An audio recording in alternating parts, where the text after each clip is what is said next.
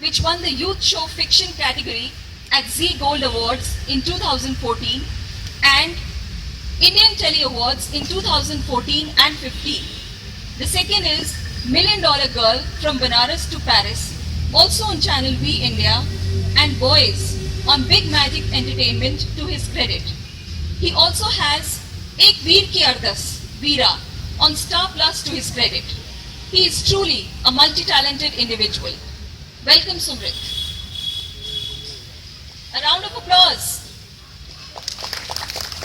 And last but not the least, a lady on our panel, Shikha Kaul. She has carved a niche for herself in a span of less than 2 years since she entered the world of literature. Dedicated to her passion for writing and exploring fresh ideas in fiction, she has also penned 3 novels. Her first novel, entitled Hidden Husband, is a romance fiction inspired by a true story. Her second, DNA, Dad's Not Adopted, and her third, Riots of Love, that is Mohabbat Ke Dange. She too has won an award, the Best Author of the Year Award 2015 by Salis Online Magazine. And her second novel, Dad's Not Adopted, is a crime thriller which keeps you hooked till the very end. And her third book, released in 2016, is a hard-hitting patriotic thriller which will soon be adapted into a mega motion picture. And apart from writing, she also does film scripts and documentary scripts. She too is immensely multi-talented. Welcome, Shikha. A round of applause for our panelists, please. Now, to begin with, I'm sure our audience would like to know, what is the inspiration for each one of you to write about love? Anuj? Yeah, sure. So, as you have already read about me, I belong to that family where, we had to speak Bhojan Mantra before having food. Imagine, that was the awkward situation for me in the childhood days. I am from a school where teachers are like celebrities. They rarely used to appear in the class. Okay. Right? And we used to wear that shorts. That was Saraswati Vidya Mandir. So that was the culture that I always had, even in my family. So what happens in Indian society, probably the students are sitting here, so if your neighbor is an engineer or a doctor, anyhow you have to be. So looking on return on investment, my mom decided that I should go for engineering. Though I had probably interest in biology, the romantic scenes I have described in my books. Okay.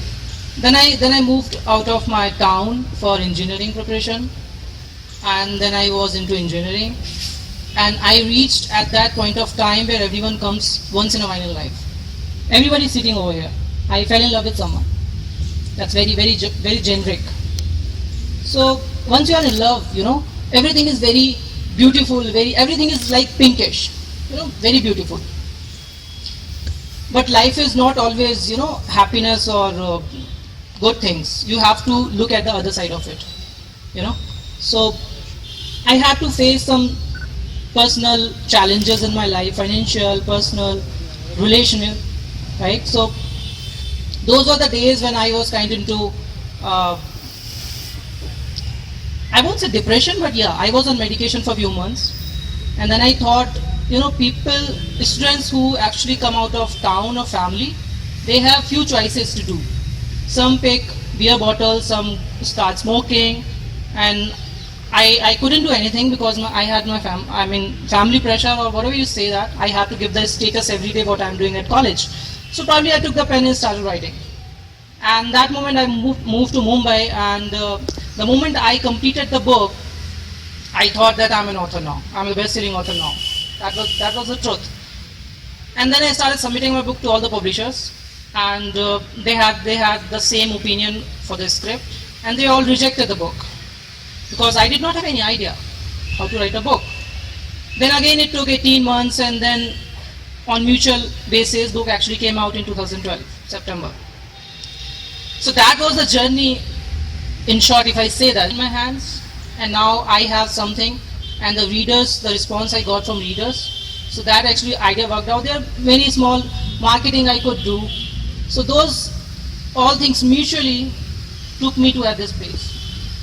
Okay, Anuj, so writing was a process of catharsis for you. As Aristotle has said, most writing is catharsis. For me, I would like to state from where that inspiration came from. I was never a writer. I'd never thought of writing a book all my life. I was doing my regular job I worked for 12 years in one of the telecom companies, and I was heading the staffing division there. So it was only when my daughter was born, I was not even a reader. So it was when she was born, she would not sleep for hours, all nights, and I had nothing to do. And she's lying right next to me, and I have to do something. So I picked up books and I started reading. So when I started reading, I felt, of course, I can also write. And yes, of course, my first book was Hidden Husband. That was inspired by a true story. So I would say it was a mixture of both the incidents, that my daughter was born, and plus one of my friends, she had been, into a marriage which was not known to anybody. So she was married to a guy for almost 5 years, and they were living with their families, and their marriage was not known to anybody. So that was such a strange relationship. And the reason she shared, her experience with me, I'll tell you that as well. I dated my husband for 5 years before we got married, so it's been 13 years together now. Woohoo! Yeah. So, the thing is, I'm a Punjabi and he's a Kashmiri, and touch wood, we never had any problems. No, even though we belong to different cultures, everything went fine. And this friend of mine, she's also Punjabi, and she was in love with a Kashmiri. And she used to work with one of our clients. I used to visit very often. So one day she just called me for coffee and said, "Shikha, let's go and let's have some coffee." I said, "Yeah." So then, the purpose of her taking me over, because she knew that I'm married to a Kashmiri and I'm Punjabi, so she wanted to know my experience. And I told her frankly, no, I've never faced any problems. Touch wood, his family was absolutely okay, and my family was absolutely fine. Then she started mentioning about her affair. That time she was dating this guy, that because of the cultural differences, they are not ready to accept. And she even showed me that, that ear piercing. There's an ateru that is supposed to be worn in Kashmiris. Thankfully, my in-laws, they never forced me, so I didn't have to get another ear piercing here. So, but she showed me that. They were still dating, and she showed me she's done that. And she's like, "You haven't done it yet?" I said, "No. Why is it required? Even my mother-in-law doesn't wear a teru." So then she started narrating, and she started sharing her experiences. And then there was a gap of like 9-10 months when my daughter was born. I got busy with her. I took an off from my job as well. And suddenly she gave me a call one day, and while she was asking me how is she, "Your daughter is so cute," and yeah, and how is he? Tell me, it's been 9 months. Are you guys still dating? And "Don't tell anybody, Shikha, we got married." I go, "What? You got married? You didn't invite me?" And I was like, "Nobody was invited, yaar. We only had 2 witnesses. We just went to the court, and even our parents don't know. I'm still living with my parents, and he's living with his parents in Jammu." I go, "What? Yeah, don't tell me." And then she sent me a pics. that she had worn that shadi ka lehenga, and from there that idea clicked of Hidden Husband. And when we met, and for like 2-3 hours she narrated everything that happened, the sequences. Very disturbing, and some very interesting also. And I was like, "Yeah, it's a typical Bollywood masala concept. So likh le isko." And she was like, "Yes, someday I'll definitely write, when once we'll actually reveal our secret marriage to the world." So I told her, don't wait for that time. Let me just take the concept. Your, your identities won't be revealed, but I want the concept. So that's how that Hidden Husband was written. It was inspired by a true story, but definitely it's a work of fiction. I've made a lot of changes. So that was my inspiration for writing romance. Though my next two books, the next one was DNA, Dad's Not Adopted. That's a murder mystery. That is also kind of inspired by a true incident, but it's not purely a romance fiction. And third is Rights of Love. So that's how it started. Very interesting, Shikha. It is said truth is stranger than fiction. So I guess my first two writers, panel members, have taken truth and turned it into fiction, and turned out strange fiction at that. And now for Sumrit, what is his source of inspiration? We'd like to know. I think Tinder. Okay, okay. Yeah, I mean, I wrote my first book when I was 17, and so there are two ways as a writer or even as a reader. There are two types of writing. One is you write unfiltered, raw emotions which you're experiencing at that time and you put it to paper. The second is you write a reflective story which you've experienced, and out of experience you're writing about. In my case, it was the former. So it was basically, that. Love, 17, what happens? Puppy love, infatuation, you go to tuitions and to study, obviously. And it starts from there, and you meet people who you don't end up with, unfortunately, but Okay, interesting. Now, being a crime fiction writer myself, I'm a little curious about the plot of love stories. And since you all have written 3 of them, I want to ask that once the boy and girl meet, then after that, what do you do for the next 200, 300 odd pages? I mean, where does the plot go after that? Anuj. That's a tricky question. I think that's 18 plus question. What you can expect. so cute, you still call it 18 plus. I think you can elaborate upon it, don't worry. So whatever I have written so far is kind of, because I believe there's nothing called fiction. Okay, Everything, whatever we categorize as a fiction, okay. is always inspired from true events or stories, right? So till now, with 3 books so far, whatever I have written, those are incidents which are inspired from true stories or incidents. So what happens when once girl and a boy meet after that? So usually as I said, life is not always about good things, in personally, professionally, or in any way. So what challenges you face, right? A good story or good ending is all about when you face a challenge and you come out of that situation. It can be anything. It's just not about love, right? You go to somewhere, you work hard, you are not getting success, and you are still working hard. And then until you are not getting success, you just working hard. And one day the day comes when you realize whatever you have done so far, right? So it's like successful. Your life is worth spending the time you have spent for something, doing hard.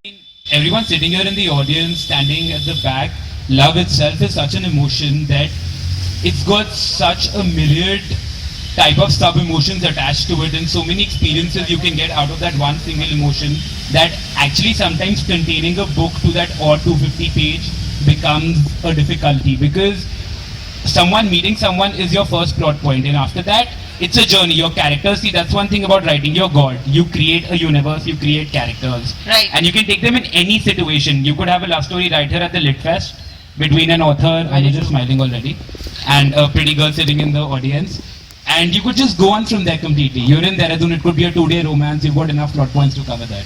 Okay, great. One more thing I would like to add, just not giving the definition to love, but I believe love is to be lived and understood. It's not domination, right? We see very modern stories, or we Is that read what modern you've written stories. on your Tinder profile? No.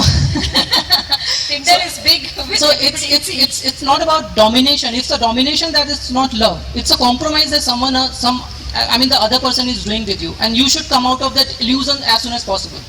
Okay, now since all of you profess to be sort of love gurus, Not at all, yeah. I would like you to tell the audience, how would you distinguish, if you can, between, or are they mutually exclusive, when we talk about attraction, when we talk about affection, when we talk about infatuation, when we talk about lust, and when we talk about love. Are all these emotions part and parcel of love, or are they mutually exclusive? Yeah, I think one with the most experience should answer this first. Yeah. Yeah. See, the only permanent thing is love. Rest all is temporary. You can call it may not, it may not be permanent if the love component is not there. Love can survive without lust, but the vice versa is not true. And yes, love has many forms. I mean, yes, we are talking of romance. For me, I think romance is not always that lovey-dovey feeling. Romance can be a passion also. It's how you look at it. I mean, if we are really talking of that male-female bonding, yes, that has to be there. That completes you. I mean, that has to be a part of every human.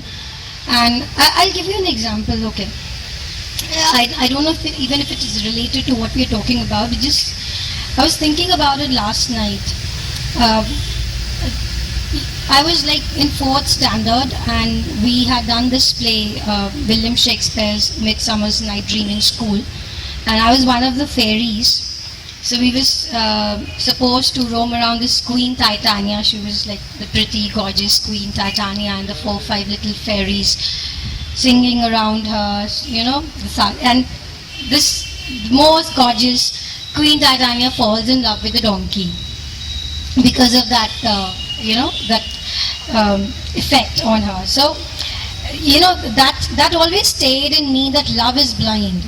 And in my book, Hidden Husband, I've mentioned love is not just blind, it is deaf too, because you stop listening to your parents also. So it happens with everybody. And if you talk of, yes, distinguishing between affection, infatuation, when people ask me how many times you've fallen in love, and like, fallen in love is a very difficult question. I can say I may have fallen in love like 5-6 times, but when I go back and and think of all those cases, I think those were just infatuation, because I don't think of them now. I don't even remember their faces, and I don't even care where they are. So that must have been just an no. See, don't ask those personal questions. That's what I'm saying. I don't even know where they are, and I really don't even remember their faces also, couple of them. See, I've been with my husband for 13... Shut up. I've been with my husband for 13 years, okay? I'll just... Oh yeah, sorry, I forgot you're married. Yeah. No, love is there. Oh, love is there. Listen to me, no? Sorry. So what I'm saying is, whatever those infatuations, there was like 13 years... ago. Before marriage, of course. So for me, love has been love since I met my husband. And I was just sharing that incident with him, how actually we proposed. It was love at first sight for us. And our friends would always, keep pushing us. And there was that ego that, no, I'm not going to propose to him. No. And the same was with him as well. So for like 15 years, we were actually fighting with each other, very politely, that you will be the first to say it. So this one day we were like sitting together, all our friends, and we thought of playing a game where you have to, write something on the back of the person, and he has to guess. So there were 2 teams divided. So we were in separate teams.